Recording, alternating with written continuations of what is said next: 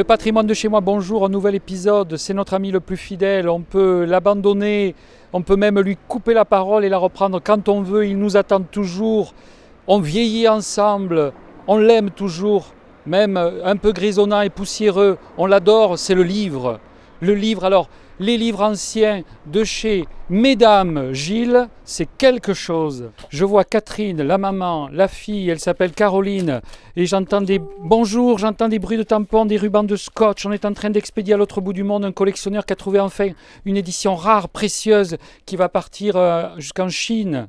Alors pour aujourd'hui, ça sera l'Angleterre, là, pour ce colis-là présentement. Et oui, c'est l'heure où on fait les colis, les expéditions de toutes nos commandes Internet depuis hier soir, en fait, voilà, ce que l'on fait au quotidien. Vous avez commencé en 1989 et vous n'aviez pas encore conquis le Python. Vous avez commencé à rue Béteil, il vous a fallu monter peu à peu. Vous savez tout.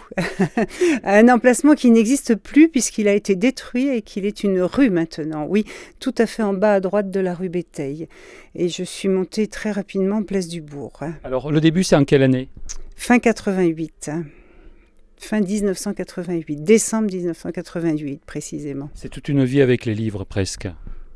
C'est une grande partie de vie avec les livres, officiellement en magasin, oui. Et sans ça, c'est une vie entière avec les livres, ça c'est sûr, parce qu'il y a le livre en magasin, le livre dans la librairie et il y a le livre ailleurs, chez moi. Petite, on vous racontait des histoires, il y avait encore ces livres, vous enjambiez des livres pour aller dans votre chambre, vous étiez envahi de livres et vous ne pouviez pas faire autre chose que ça ? Alors petite, il y avait beaucoup de livres, oui, mais après nous avons voyagé toutes les deux différemment dans l'univers du livre pour nous retrouver depuis une quinzaine d'années ensemble et faire un beau voyage en tout cas, oui. Alors qu'est-ce qu'il y a dans le livre ancien ? Qu'est-ce qu'il y a ? On le renifle, on le soupèse, on voit bien dedans qu'il y a une histoire d'un auteur qu'on a aimé, peut-être il y a des auteurs qu'on n'aime plus, qui reviendront à la mode. Vous vous souciez pas des modes, vous, parce que vous passez à travers tout ça. Le livre vous fait comme, je sais pas. Alors débrouillez-vous avec ça. Je pense qu'on est surtout on est au-delà du temps. Il n'y a pas de temps chez nous, y compris sur les livres anciens, y compris sur les livres modernes. On est dans un ailleurs, voilà. On découvre aussi. Ça, c'est le plus beau du métier, en fait. C'est d'apprendre, d'avoir la curiosité et de découvrir sans cesse, tous les jours. Moi, j'arrive ici le matin, je sais que je vais apprendre quelque chose. C'est le plus merveilleux des métiers. Ici, c'est un peu comme un musée. Vous êtes antiquaire en livres anciens. Comment vous voyez votre profession ? On est libraire de livres anciens et on peut considérer que le livre ancien est un morceau de l'Antiquité, si vous voulez. Vous vendez pas quand même la Bible de Gutenberg, quand même ? Non, ça, on n'ira pas jusque-là. On ne pourrait pas. Je crois que voilà, il faudrait déjà commencer par la trouver.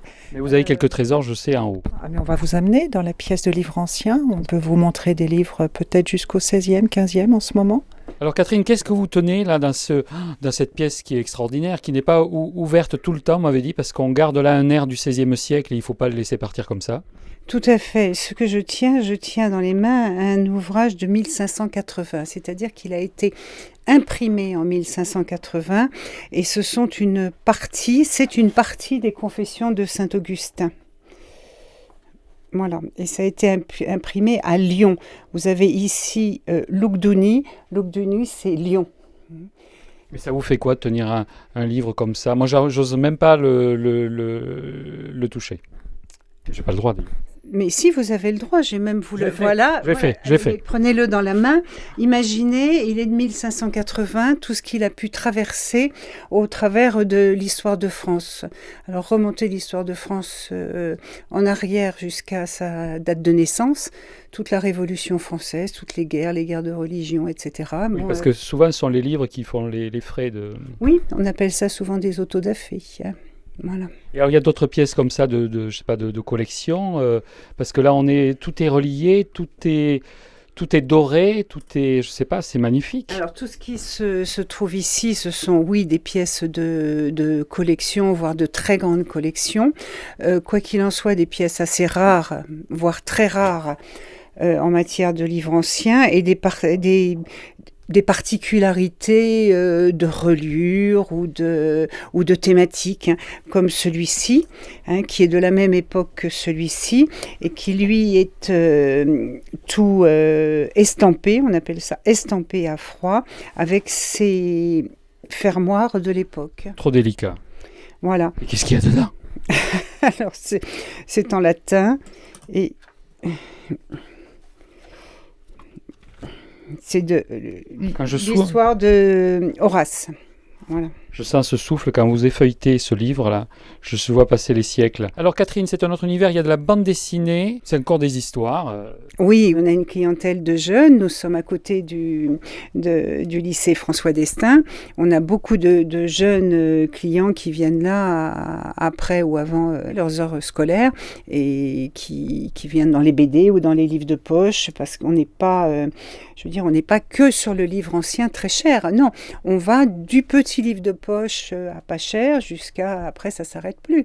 Mais on a un peu un objectif, c'est qu'on puisse trouver ici pour tous les goûts.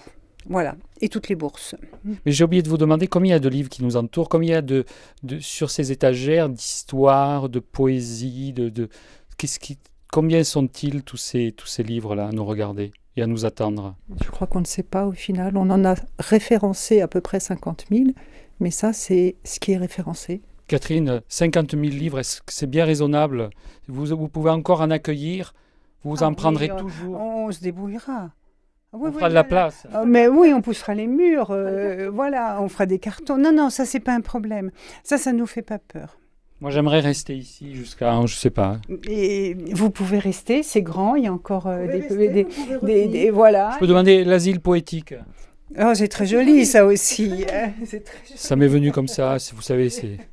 Est-ce que vous pouvez imaginer qu'en 1824, il y a un dénommé Monsieur Griveau et un Monsieur Passumeau qui ont écrit une dissertation sur la situation du Jardin d'Éden ou le paradis terrestre avec une carte.